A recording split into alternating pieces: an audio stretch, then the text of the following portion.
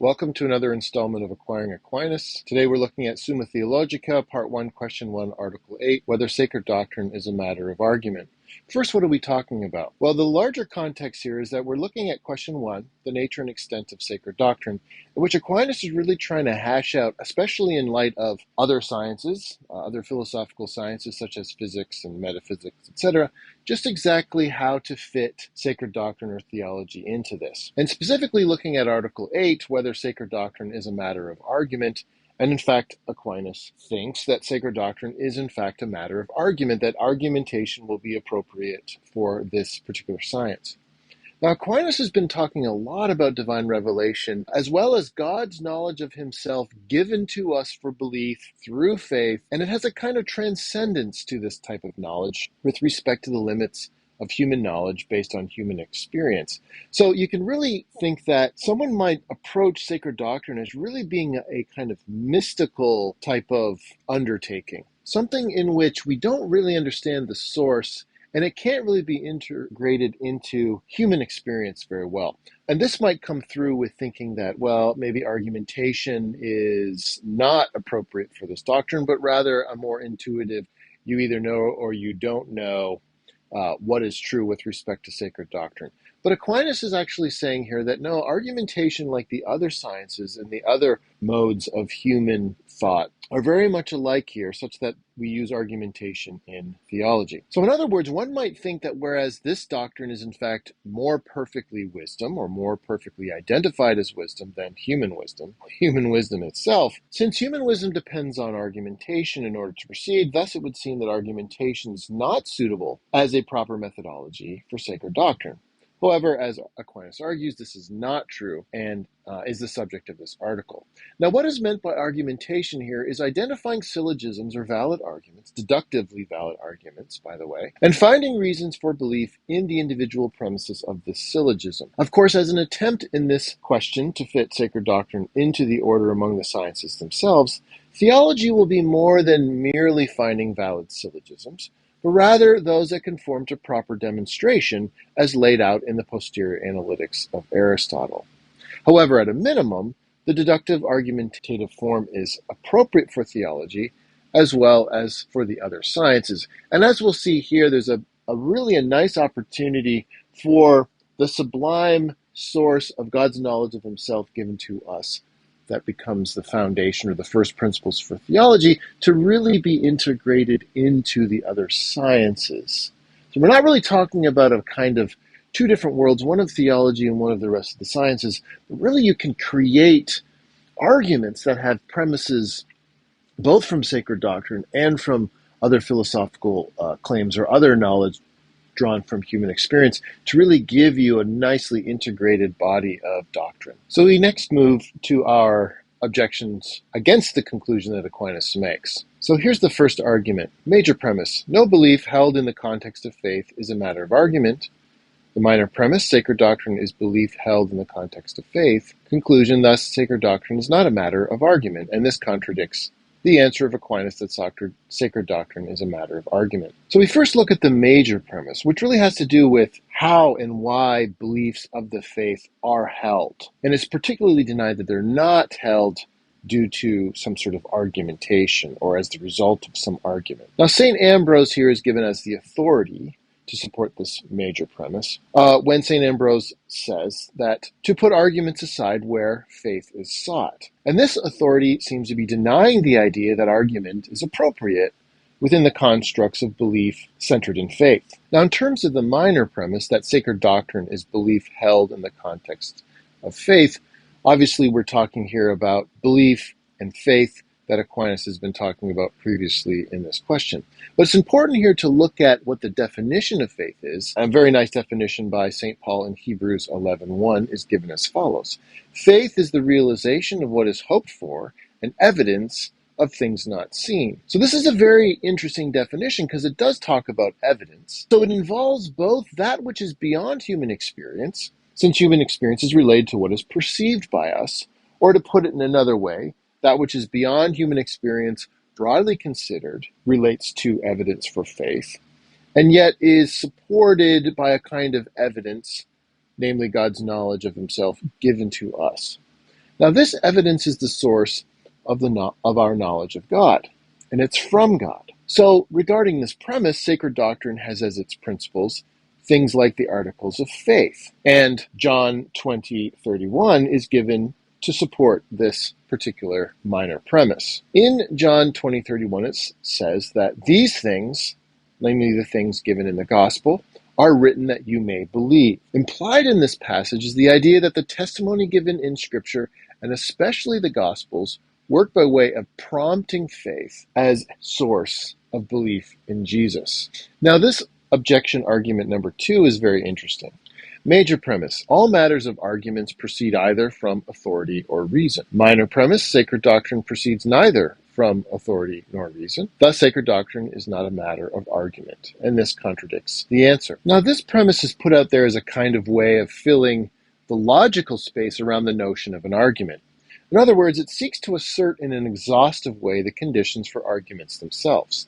They either proceed by reason or they proceed by authority. But what is meant by these? An argument from reason is one in which support for the premises are established through evidence available within human experience, broadly considered. So that which is available to all human beings as humans with a sufficient amount of experience to identify and empathize with the claim being made from their own human experience. An argument from authority, on the other hand, is evidence for a premise given indirectly through an expertise that an authority has in making certain truth claims.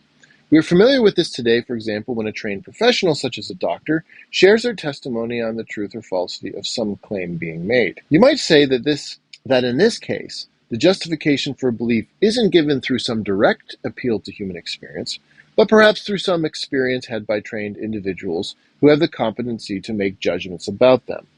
Now, of course, what Aquinas is referring to here by authority is mainly about those within the church tradition who have the established reputation for correct teaching within the faith, such as St. Augustine or St. Ambrose, etc. Now, the minor premise that sacred doctrine proceeds neither from authority nor reason is given, and in this premise, the disjunction of this minor premise is denied. Both options are ruled out in the case of sacred doctrine as viable ways of thinking about the establishment of that doctrine.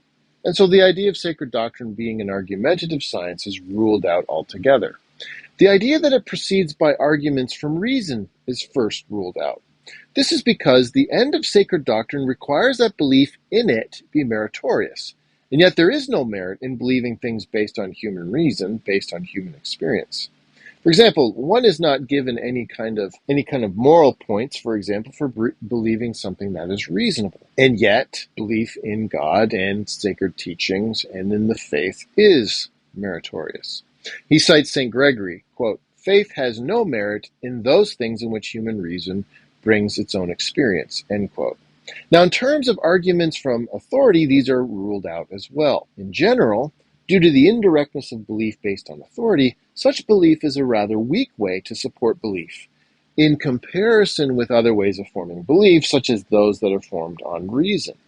But having a weak foundation for belief would be opposed to the dignity of the science of sacred doctrine, which was established as wisdom itself, and more noble than the other sciences. Now we move to the on the contrary, or the orienting argument. First premise, the major premise: all attempts to convince gainsayers is a matter of argument.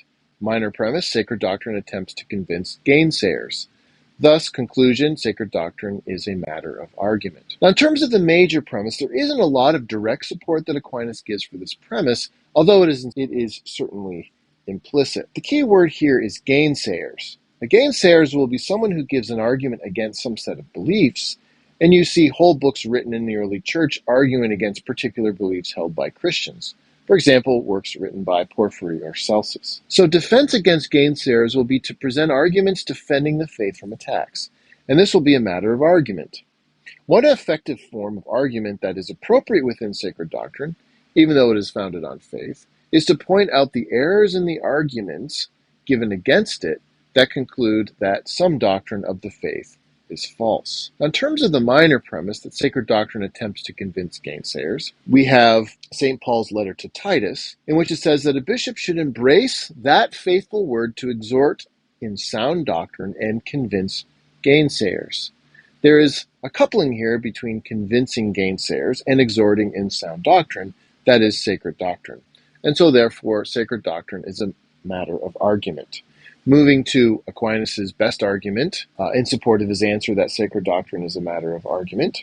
Major premise: all sciences that proceed from its principles to demonstrate other truths are a matter of argument.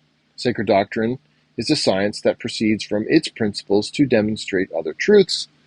Thus, sacred doctrine is a matter of argument. Now, something to keep in mind here generally about this argument is that since Aquinas has established that sacred doctrine is a science, the context he is discussing argumentation within involves the rigorous standards for demonstration laid out in the posterior analytics, which I mentioned earlier. So although there may be some reasons to think that some claim of the faith at the level of its first principles is true, these are not something that can be demonstrated philosophically. But this is true of all fundamental sciences, such as metaphysics.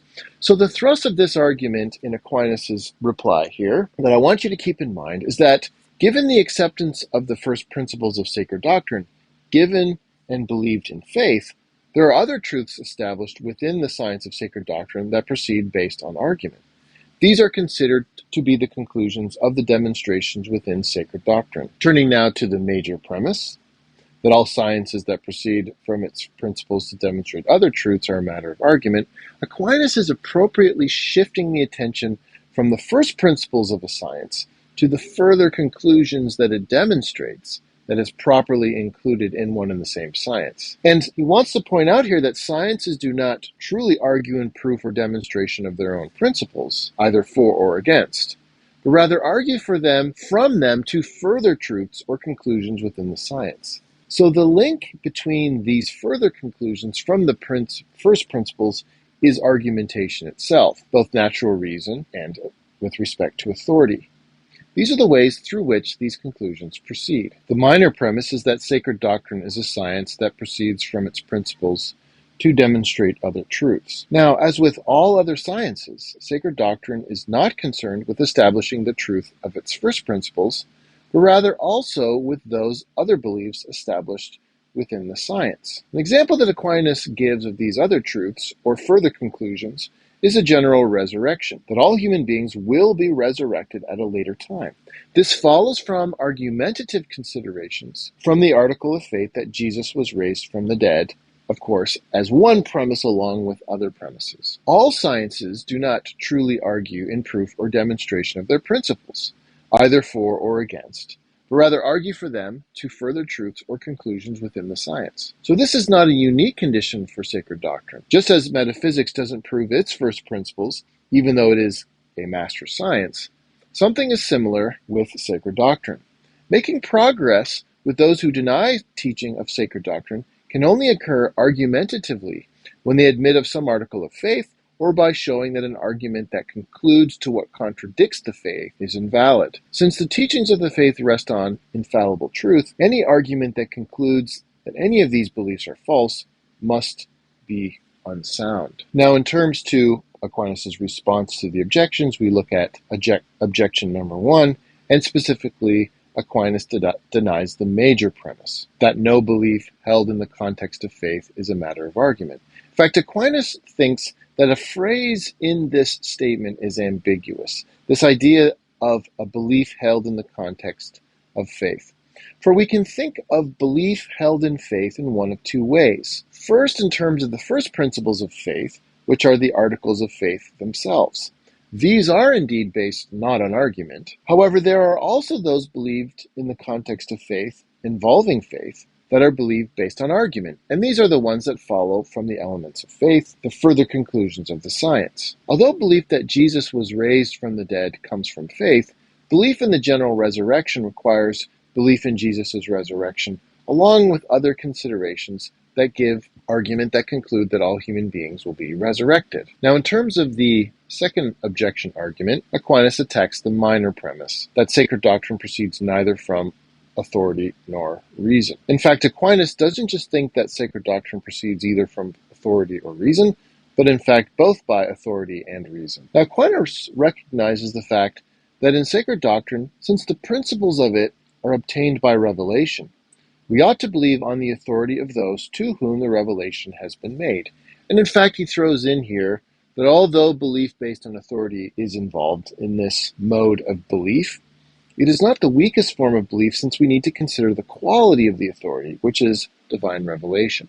However, Aquinas identifies that there are other things that are put forward in sacred doctrine for belief, beyond those principles obtained by revelation, and in this context will even use human reason in order to make clear things that are put forward in sacred doctrine. That this is the case is appropriate, since grace doesn't destroy nature but perfects it, and equips natural reason to minister to faith. There is made possible in this situation a transformation of all things to the obedience of Christ, including natural reason. As a result, sacred doctrine will make use of the authority of philosophers, who make arguments from natural reason. But the use of these arguments in sacred doctrine is as probable arguments in comparison with the authority of Scripture, which it treats as incontrovertible truth, as well as the authorities of the doctors of the Church in a lesser way than Scripture. This is because faith rests directly upon revelation to the Scripture writers than to the Church doctors, and this idea is backed up by the authority of St. Augustine.